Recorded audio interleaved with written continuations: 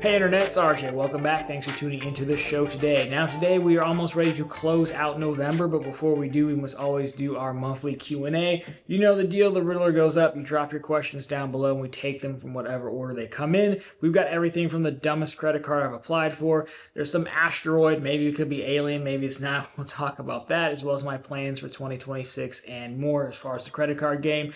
Of course, it's going live on the last Thursday, which I guess means it's Thanksgiving, so happy Thanksgiving. Might as well throw this on for the whole family to watch. It seems like a perfect family activity. But again, we go long here, so chapters, tools down below, so you can jump around to whatever you want to see. But enough talk. Go ahead, press the subscribe button, and let's get to work. So, oh buddy, we're batting lead off with the Red Sox guy here. He says, why don't people realize that free market capitalism is the best invention since sliced bread? I don't know. I don't think there's a guy who commented underneath him with a juice box emoji, and I don't know if that means he agrees, disagrees. I don't know what this juice box thing means, but he did it. So I just out of curiosity, if anyone knows. I think there's, capitalism generally lends itself to people who want to compete and try hard. I don't think everyone wants to compete to that degree to get ahead. Some folks are just they're either lazy or they're just kind of like, hey, I'm comfortable knowing that I have to go to work, clock in, clock out. I just want to be able to afford a handful of things. But capitalism really tends to lend itself to people who are willing to get in there, work, compete. Many of you guys, what I would say when I compete is not only do you go to work, but you do other things to get as much money as you can to maximize. That could be anywhere from what we do here and what we talk about. I know we've got guys who are actual retailers who flip phones on the side, other YouTubers, other what have you, side deals. And I just don't think everyone really wants to do that, and so they look at capitalism and becomes almost this evil thing because it's in their mind forcing folks to compete. They don't want to be a part of that. That's my guess. I don't really know. I haven't really thought about it too much, but that would be my guess. I do agree. Capitalism is pretty good. The best thing about this country, aside from the freedom, is that you can do whatever you want to do so long as you can do it. Meaning, before if you wanted to be on TV talking about sports, you'd have to get on SportsCenter. Now you can literally set up your own show and do it so long as you can do it. Doesn't mean you're guaranteed an audience, but if you work hard enough, get good enough at it, you can. You can't do that everywhere. So there you go. There's an answer. Not nearly as bad of a question. In fact, this next guy actually kind of stole your thunder here. Jack Paulson. See, this is a family show, sir. I just did the whole Thanksgiving thing. I'll put the question up. I don't know if I can say it, but basically he's asking what, do you believe the rumors of Trump and Clinton basically hanging out on Epstein Island? You can read it, but it's a family show, so I'm going to say that. Also, on a much friendlier note, how many kids do you want to have someday? Well, as far as the banks know, I have one, and his name is Lando. As famously, one of the bank promotions I signed up for was Greenlight. I think it was a Greenlight, and it was for children. I should add, do I believe the rumors? Yeah, he's probably on the list. That's for sure. I should answer that part. Yeah, he's probably on the list. But the problem is we'll never know now because I was just talking to this with my barber the other day, or this morning actually when I'm taping this the other day for you. But what are they doing with the list? It's just sitting around, right? Who's got it? So if it comes out and he's not on the list, well, people say, well, he probably doctored it. If he's on the list, well, what do you really do? We've tried to kick him out of office twice. Didn't go so well. So, but yeah, I would believe it. Yeah, of course. I would believe he's on the list for sure. Okay, so now back to the kids question. If I didn't give an answer to that question, then I would get killed for not answering it when I do answer the Red Sox guy's question. So that's why I want to make sure and give an answer, even though people are probably angrily typing away in the comments, and we're only 4 minutes in. Great times. Happy holidays, everyone. So also how many kids? I signed up for Greenlight, which was an account for a parent-child count, and so I just made a kid called Lando, and it worked. I still have the debit card. How many do I actually want? 0. Why? Because 1, I'm selfish. Number 2, I can drag myself to freedom. I don't know that I can drag dead weight to freedom. What is freedom in this scenario?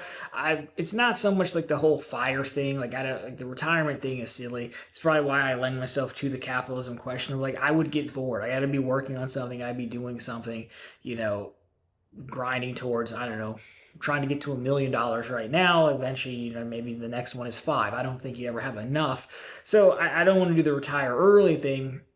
But it'd be the equivalent of like, hey, you could get fired today and you just flip them your name tag and your laptop. I'm like, all right, cool. And you'd be fine. You'd need another job, but you'd take a year or so to get it. And that's probably means a paid off house and 100 grand in the bank. And then, you're doing the rest through investment vehicles and such, right? And I think that really goes away. People have done it with kids. I'm not talented enough to do it with kids. I'm talented enough to do it on my own through enough nonsense like talking on camera, but I think it would be incredibly tough to do. I don't think I can pull the dead weight. I just don't have a ton of interest either. I see them out there. I get I don't under you. I understand why people think babies are cute because everything tiny is cute apparently, but I really don't understand the appeal of babies. I understand the appeal of like a 5-year-old because then you can teach it stuff and it's starting to be a person. Like a 2-month-old is like, cool, you sat up. I can do 100 of those. I'm not impressed. So I don't know. So there's your answer. None, but if the banks ask, Lando definitely exists. Next up, we have a ton of questions in one. I will try to hit all of these. From Kari Dude is here. I appreciate your enthusiasm. You probably like this segment more than anyone else, and I appreciate it. So we're going to try to rapid fire these. We're going to tag this section as grab bag. It looks like we're talking about a lot of Wells Fargo, Capital One stuff. So here we go. Is the Strata Premier same color as the current Quicksilver design? The same color? I think they're slightly different shades of like gray. I don't think they're specifically the same color, but they're close enough. So I would say they're both kind of gray. I'll put them up. Folks can decide. I think there's different shades of gray in each one of them. I don't have either one of the cards, so I can't put them side by side. But from the card art, they look pretty close. I wouldn't say they're like an exact 1-to-1. A lot of times companies come up with their own, color. There's like a color wheel of sorts, right? You can pick different numbers and it gets you your own color. So I imagine they both customize it. It's how you end up with a million crayons of blue. Like, yeah, blue is blue, but there's different number codes, hex codes they might be called. So probably not, but to a normal person, close enough. What color are the edges of the Citi Strata? I have no idea, man. I've applied for this card like twice. I have not seen one in person. I see green a lot sometimes on the sides. I would imagine they're just like another grayish white type color because a lot of times the color just goes on the front of the card. I've seen green on the side sometimes, but I would imagine it's just more gray or white would be my guess, which I'm going through in my mind. I think that's what most of my credit. They're either kind of like color matched or they're just white. But I don't know. So if someone owns the card, you can let our guy know down below. Which $95 annual fee card would you keep long term from favorite to least favorite? Sapphire Preferred, Strata Premier, Venture, Autograph Journey. Also, can you do that ranking again with all supporting cards? Venture's last. It's a terrible card. Sapphire Preferred, Strata Premier, Autograph Journey in that order.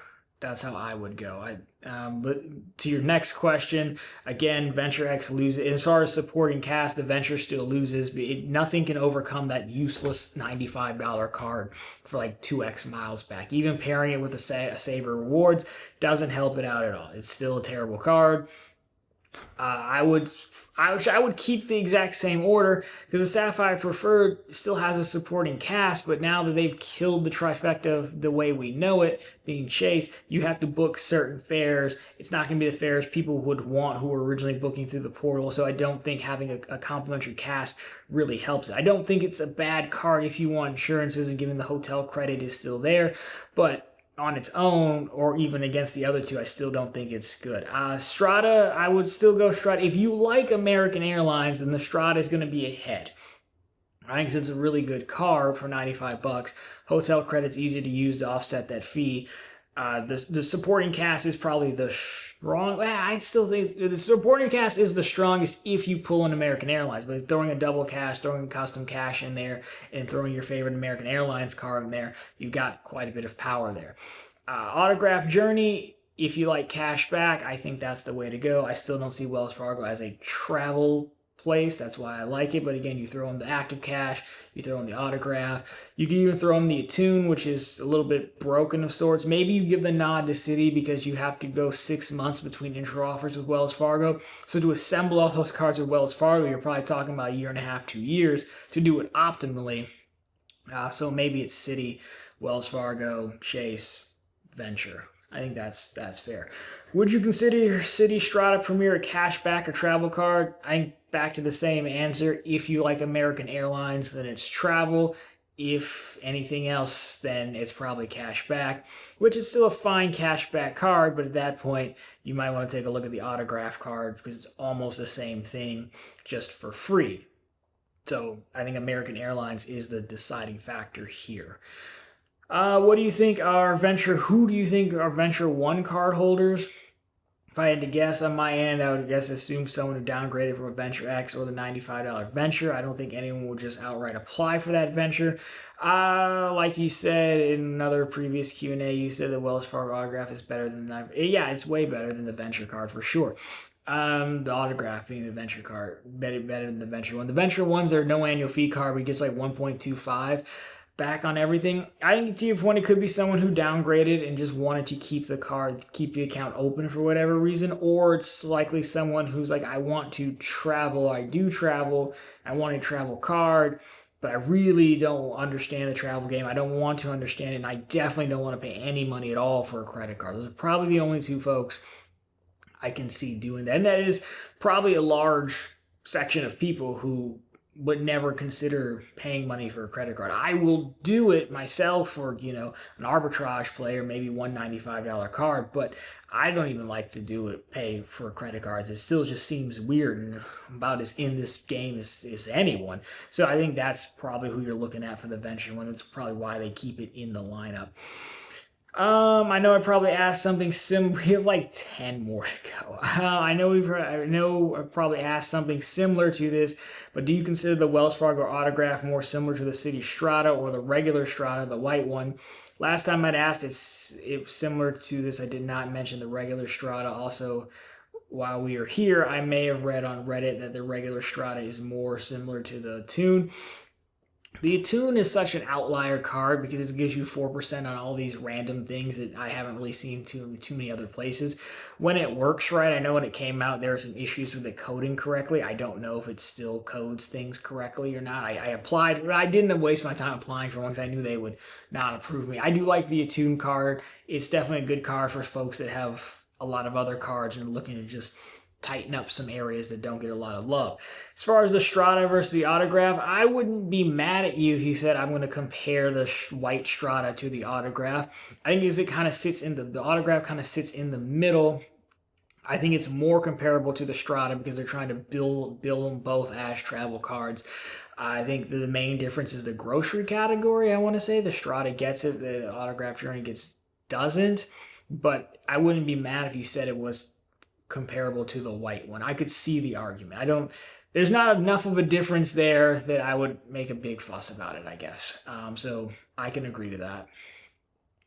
What mid-tier $95 card would you keep long-term and never downgrade? I'm assuming it may be the Journey, not including hotel airline credits or any co-branded cards. You can include all the $95.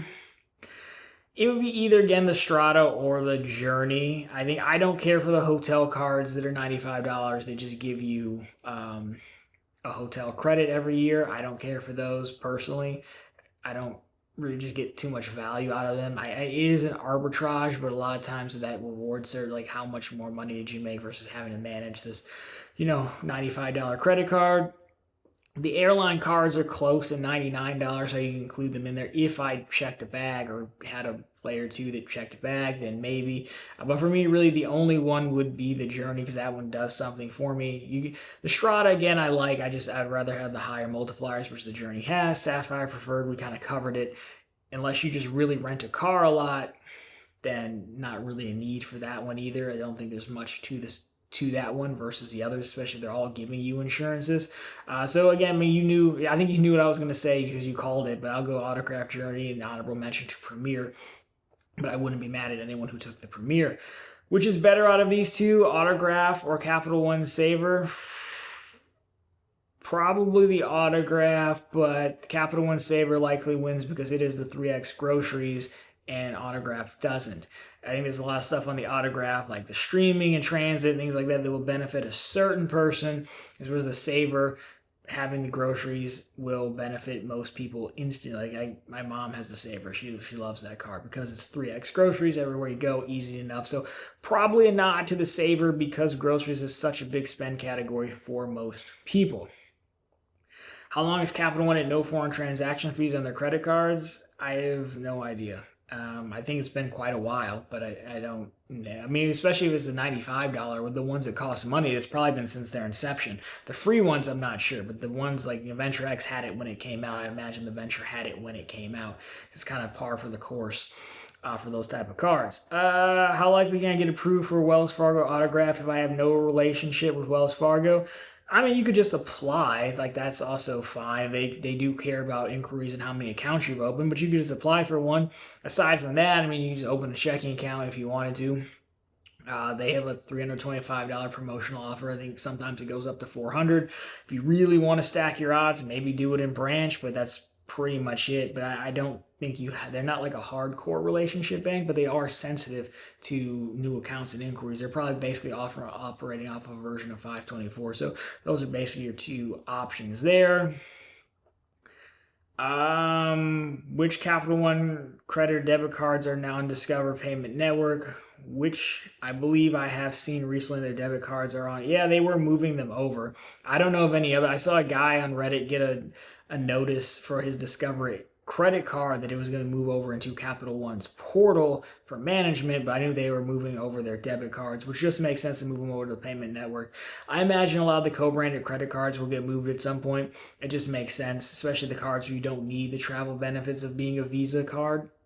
So I would think that's coming, but I haven't heard anything. Which credit card is the Fidelity Rewards Visa main competitor? I don't really think there is one. I mean, I guess because you'd be looking at something that, auto redeems points to your brokerage account. So I guess it'd be the Charles Schwab Amex one. But even then, Fidelity is 2% back, and the Charles Schwab is like 1.5. So I guess that would be the competitor. Robinhood Gold, I think, is a competitor against any 2% card if you want to pay for the service. But I don't know but Fidelity, I think, ends up winning because people like Fidelity.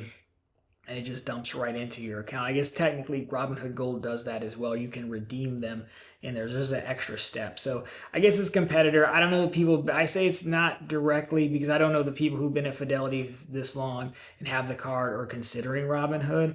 Now, maybe if you look at like brand new customers coming to the market, that could be it. But again, you'd have to be really in the Robinhood ecosystem to want to pay the $50 and everything. So I guess you could say they're competitors. It's probably more direct comparison between the Charles Schwab one.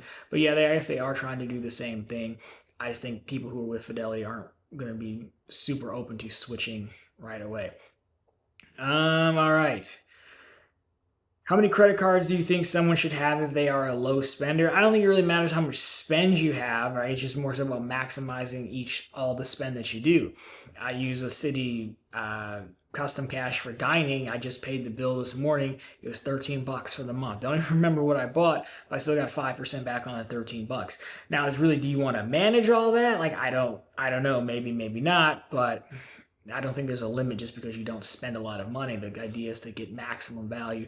Where the spending potentially comes into place with the annual fee cards, because part of the annual fee, generally those have higher multipliers for like a Hilton or Marriott or whoever they're branded with. So that could play a part for sure, but I don't think the spend limit matters, especially when you have free credit cards. Just maximize away. What's your opinion on the modern day Chase trifecta? I mean, it's dead. It's dead. They killed it on purpose. There is no more trifecta. It does exist if you book certain classes and certain things through the portal, but that's never the way that the trifecta was set up. So they killed it on purpose, and it's really what they were saying is we no longer want to invite this type of customer. We want a different class of customer who's not looking for this 1.5x back to the portal, or we want someone who will give you that, but it's because you're booking a higher class ticket because you're, buying more things to the port, or your trips are worth more money, that whole thing. So you say personal or business. I mean, I think it's just dead all over, and they killed it, and that was why they just want a different customer base. And they've gone so far as to say, hey, people were just not spending enough on these other categories, on the Sapphire Reserve and things like that. So trifecta is dead in my opinion. Would you consider a break room at the workplace similar to how an airport lounge is? What do you mean? Like, would I consider a break room at the workplace similar to how an airport, would they, like the ones that have like snacks and stuff and things like that? When I was at Quicken Loans, their kitchens on each floor were like that. There was usually like 3 types of snacks, and they had the slushy machines.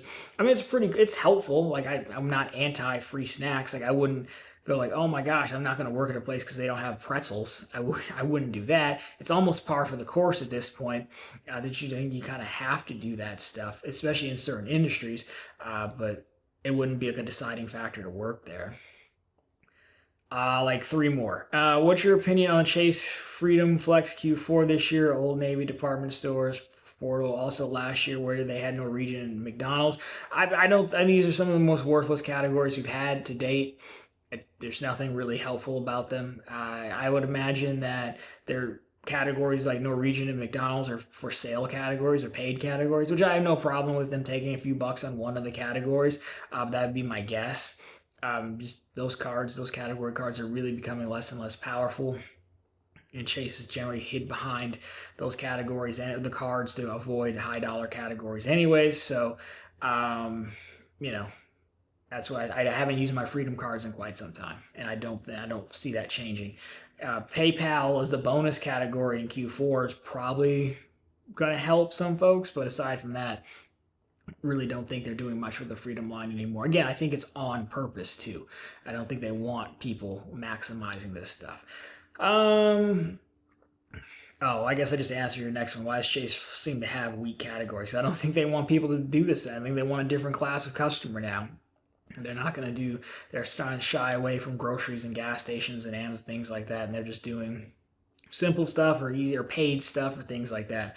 That's my guess. Opinion on the Sapphire Preferred, I feel like we talked about this, especially how a lot of people seem to hate this as online groceries instead of all groceries. Why does Chase credit cards seem to hide? Oh, because again, Chase is just concerned about people spending and people earning too many points. I think they've doing online groceries is silly. They've always avoided high dollar categories for whatever reason. Originally, I thought it was fair enough because the goal was to get you some points and then get 1.25 or 1.5 for the portal. Now that that's gone, I think it's more of a problem. But it's not really a problem because they're the biggest bank in the country and people still go to them. So why do I have to really compete? But they've been surpassed by Citi and Wells Fargo. American Express is just off doing its own thing. They're just not great. And so why does Chase credit cards seem to high? Yeah, I think that's why. I got my 3 Citi custom cash cards to fill in those rotate. Yeah, that's what you're supposed to do. I mean, years ago when these cards came out, we didn't have as many options. Now we have a ton of options. Custom cash, AAA Daily Advantage, Shop Your Way cards got 5% gas now. So yeah, I just don't think they care. They're aware of it. They just don't care. And lastly, Carib Dude is how you say his name. So there you go. I mean, we probably should have led with that, so I was saying your name right the whole time. And he says, Happy Thanksgiving. Well, happy Thanksgiving to you. I think you literally got your own dedicated Q&A show. I know we speed ran a lot of those, but I think I covered everything in there. So there you go. Thanks for watching and probably being the most passionate everyone's ever been about a Q&A. I appreciate it, sir. Okay, next up. Nanoparticle. What is the dumbest credit card you applied for? Oh, the dumbest? I was applying for anything. I got the Rocket Mortgage card, which is no longer around. That was pretty dumb. It's pretty useless, especially unless you're going to do a purchase origination. It was pretty useless. It's since been discontinued. Huntington credit card was pretty bad. It was only $100. I don't remember what the multiplier was, the personal one. I basically just applied for it before I closed my personal account with them 2 years ago. Venmo's not a terrible credit card. It was just, again, for the intro offer. I mean, you could throw some other ones in there. Like I just got the KeyBank business card, but that was for an intro offer, $200. Ramp was a good offer though. We had a video on how I had to fight to get that offer. So I mean, those are a lot of cards. So I mean, none of them I would say like they're just like weak, useless cards. It's more so like, wow, you did that for like the $200 offer. But yeah, I was applying for like anything I could get, and I still would. I don't regret any of those. They're just not very good cards. Like nothing comes to mind. I haven't done anything crazy. Like here's a Kohl's credit card or anything like that.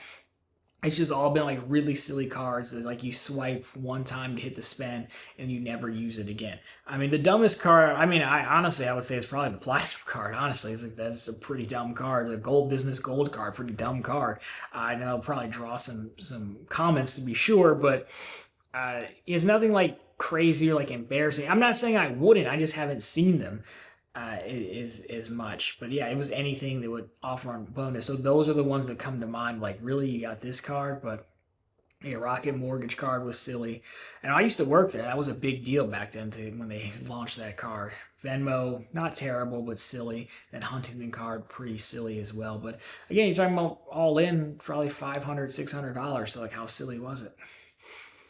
Matt Clausen here. I think this is Mr. Wells Fargo himself, the only guy who loves Wells Fargo more than me. With the ink train dead, what's the next thing people will overdo? It's a really good question. The problem is everyone's tightening up. So, Chase is tightening up. Wells Fargo's always been tight, as every 6 months between intro offers. American Express has tightened up over the past year or so. Citi and US Bank as well. Pretty sensitive. So I believe the answer is going to be people are actually going to shift back to finding more ways to manufacture spend with intro offers and inquiries and stuff like that being restricted. I myself am trying to rack my brain about how can I easily use these Freedom cards and this Discover card to buy Visa reloads and easily liquidate them. There are things that people are doing, floods or flus, however you say, that was a big thing before they started shutting that down.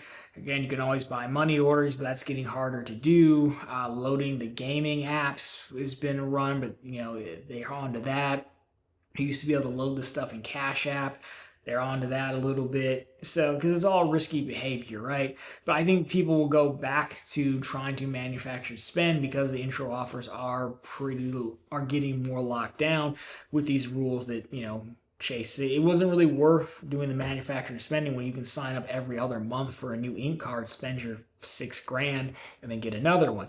But now it's going to be tougher. I can't think of one bank that's like the top bank that's like open for exploitation on intro offers. You can probably get one or two.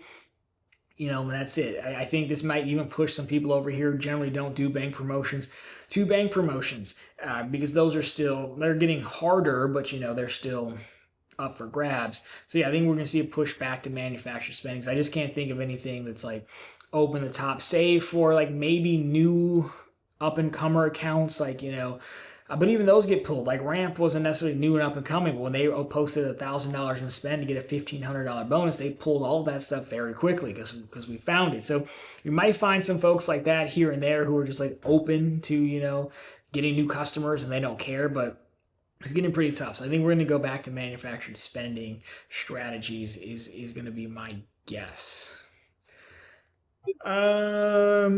Darkton here. Discover cards will be moving to the Capital One app in January. Thoughts on Discover possibly transferring to Venture Miles? I think it's huge if they end up doing it because Capital One's problem is they're pretty weak outside of the Venture X. There's that rumor going around of the Savor X, which they probably should do. Discover also pretty weak. They have the Discovery at Miles card, but no one cares about that card, right? It's really all about the Discovery Cash card, which even then most of us are pretty done with it. I did get a letter from Discover being like, hey, you haven't used your card in a while. I'm like, well, yeah, put better categories on after the first year cashback match. So again, I don't think it just kind of helps give a spark to the Discover lineup. Helps give a little bit of a spark to the Capital One lineup because it's it is a duo right now, but the category card. I don't love category cards, but it would be something. It'd give them a reason, especially if you're over in Capital One land and you're trying to just to your point, commit to an ecosystem. Then the category card comes a little more useful, especially if you're trying to get miles. As whereas I also knock the category cards, but being cash back, you can have a wide range of cards, so you no longer have to rely on the category, the rotating category. So for that specific use case, I think it would be worth it. It doesn't really make sense to leave the programs excluded, really. So I would be for it. Why not? And maybe do they come out with another card again? I think the Saver X will come out. Maybe Capital One can be your place where you put your 2% card, which I guess is sort of unnecessary because you've got 2X on Venture X. But the Capital One Saver again should move up, but it hasn't yet. So to answer your question, my thoughts are it would be good. It would breathe some life into Discover's credit card program, and it would help Capital One continue to be competitive. As I've said earlier, American Express is off doing their own thing. Chase is kind of off doing their own thing now, reworking stuff. So I really do think the top programs are Wells Fargo and Citi. There's no reason Capital One can't be in the mix with the Venture X Saver duo, especially given that they're the cheapest flagship and the overall easiest to use flagship. But they do need a little something just to combat how many cards Wells Fargo has and how many cards Citi has. So I think this would be the right move. All right, next up, Doggy Man here. Probably too late. You're not too late, sir. I just have to put a cutoff time on the Q&A, but it's usually whenever I get to it, which is usually Saturday mornings. Do you have any art in your house? I will put up some B-roll of me walking around the house for you now. There is not a single thing nailed to my wall or hanging up. I take tremendous pride in the fact that it looks like no one lives here. Well, you could probably tell that I live here, but I'm not a stuff person. I'm not a clutter person. I hate putting holes in drywall because you got to patch it later and sand it and paint it, and that's a whole thing. Plus, I'm not an artsy person, so I've gone through great lengths to make it look like no one lives here. In fact, there's an echo still in most of the rooms. When I first started filming in this office, I had to put a rug down because it was so echoey. I didn't even want the rug. I just had to do it. I don't have a dining room table, on and on and on. I mean, you can see for yourself. But no, I don't have any art on the wall. I don't even know what I would get.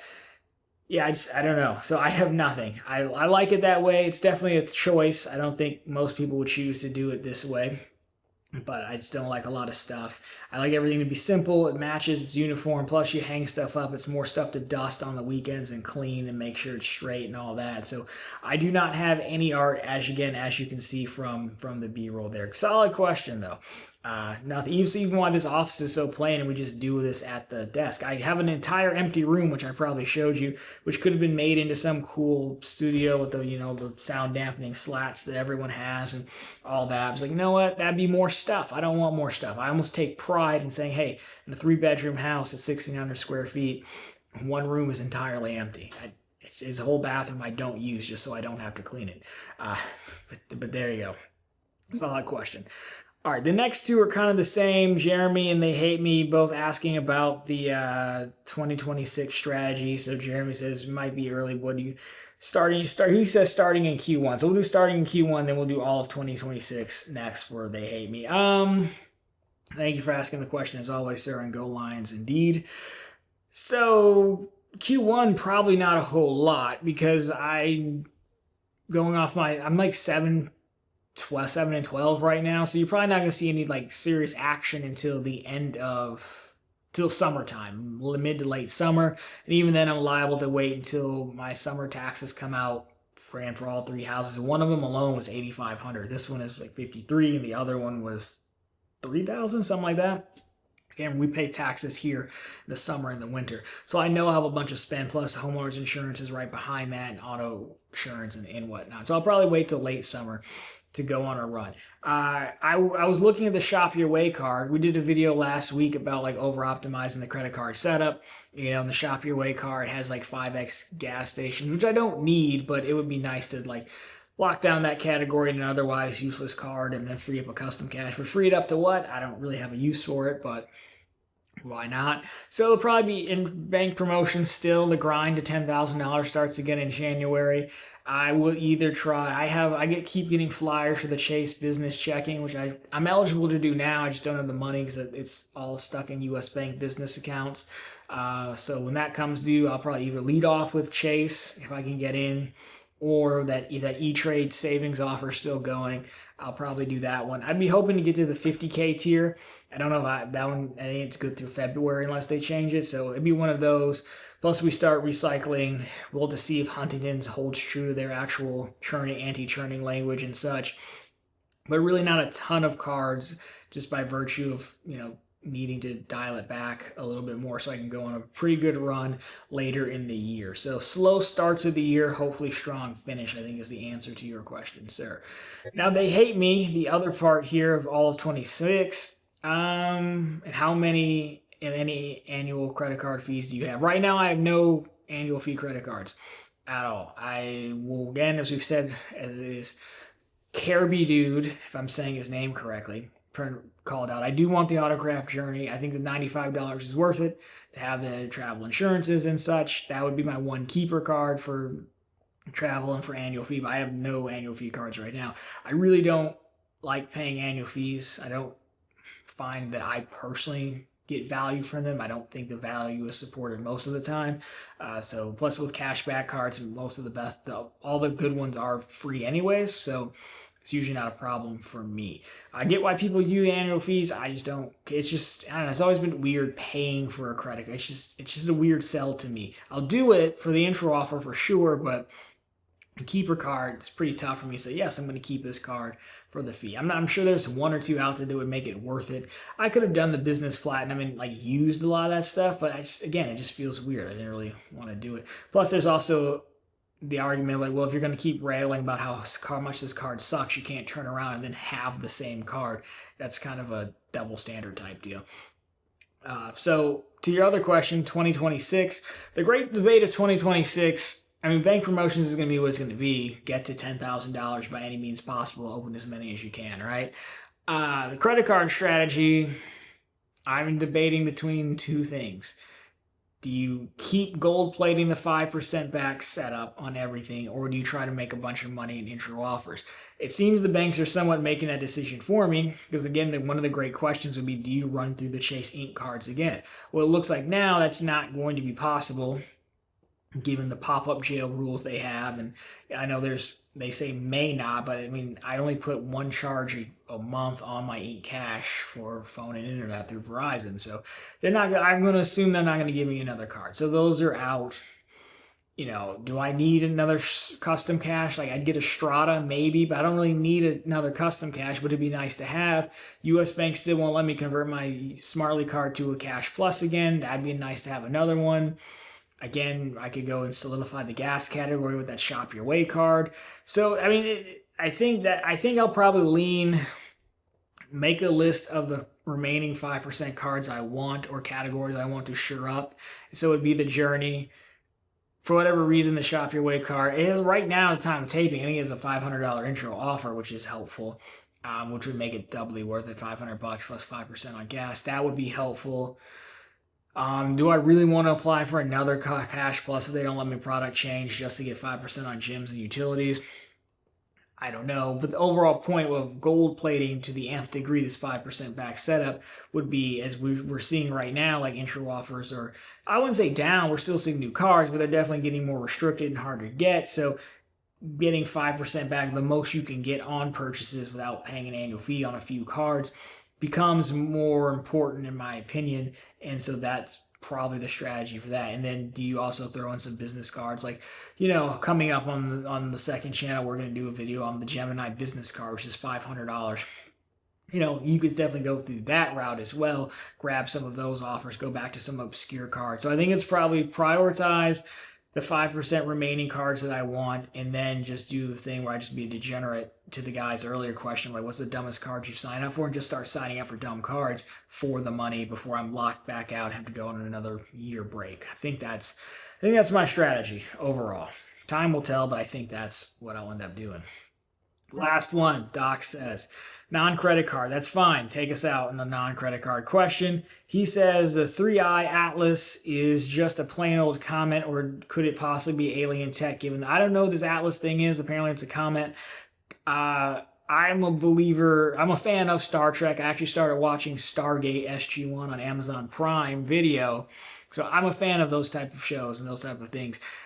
we would be arrogant to think in this entire universe we're the only ones who figured it out, right? So I wouldn't, this particular thing, sure, why not? Couldn't it be an alien probe? Like, yeah, I don't think we're the only ones here. It would be crazy. We're also pretty arrogant to assume anyone would want to come visit us. We're probably on the lower primitive scale, I would imagine, than some of these places. Maybe they send a probe. I would definitely not be surprised the Area 51 thing was real, if there were aliens or something else out there. I mean, it's just such a big world. Like, I feel like there has to be. I just don't know if we're the only person in the universe to figure it out. So, to your question, I don't know what this specific comment is. I really don't watch the news too much. I don't have cable or anything like that. But if you told me, hey, it's giving off some anomalies and it's kind of weird, I'm sure they can probably be explained through science. But to the larger extent, is there stuff out there? Yes. Would we be smart enough to identify it? Another question entirely. But if we can get to the point where we're shooting rockets off and going to Mars and having them land and that whole thing that Elon's working on, I don't see why other folks couldn't do it. So just for the fun of it, I'm going to say yes. We'll hope they're friendly aliens. I mean, it could be like, the huge guy, what's his name from Stargate? Tillich, right? The black dude. Could be friendly. We don't know. We should hope they are, because I don't know how we would do if they weren't. But anyways, there you go.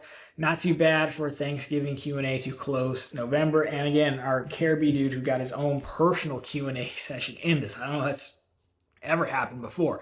But anyways, thank you so much for watching. Of course, for writing in. If you have any other questions, feel free to drop them down below, or you want to debate me. We did talk about some spicy political stuff, so that was like 40 minutes ago. So if you're still mad about that, we could debate it down below as well. Or if not, we could just say happy Thanksgiving to you all. Of course, if you liked it, drop me a thumbs up down below. If you found it particularly interesting, consider subscribing to the channel, so we're posting content just like this every single week. And of course, right back every Sunday with all the news you can use in the week that was in credit and finance. As always, thank you so much for watching. Happy Thanksgiving again. I'll talk to you very soon in the next one.